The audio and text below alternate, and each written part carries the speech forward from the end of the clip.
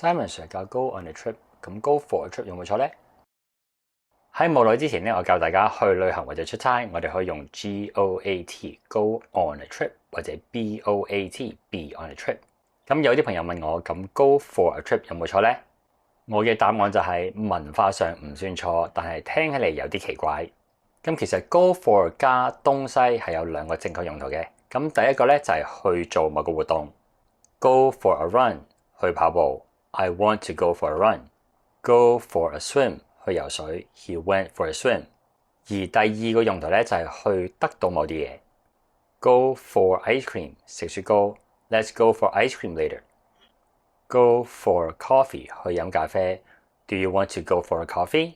咁之前嗰條影片嘅結尾咧，我問大家，我上個星期喺台灣出差，應該會點樣表達？如果根據嗰條影片有嘅嘢咧，我哋應該用 BOAT Be on a trip， 即係 I was on a business trip in Taiwan last week。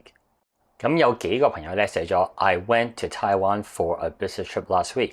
咁呢一個文法上都係正確，不過佢就變咗上個星期去台灣，而唔係已經身在台灣，所以同本身個句子咧有少少出入。咁我上星期去咗台灣出差，其實根據我哋想表達啲乜嘢重點咧，我哋有唔同嘅表達方式嘅。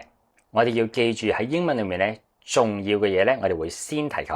我哋首先睇第一種表達 I went to Taiwan for a business trip， 係呢一度個重點係去台灣，而 for 咧就係帶出為咗乜嘢會去咗台灣。第二種表達咧就係 I went on a business trip to Taiwan last week， 係呢一度個重點係出差。而 to 就係帶出去咗邊度去出差。考下大家，我去咗一個喺韓國嘅研討會，英文應該點樣表達呢？溫馨提示，研討會可以用 conference， 同埋大家首先諗下究竟個重點係乜嘢。學到新嘢記住幫手 comment、like 同埋 share。想揾私營英文補習老師咧，就歡迎私信我。想支持我繼續拍片或者想輕鬆地揾翻啲過去拍過嘅題材咧，就歡迎訂閱我嘅 Patreon 平台。咁每個星期都會有會員專屬影片嘅。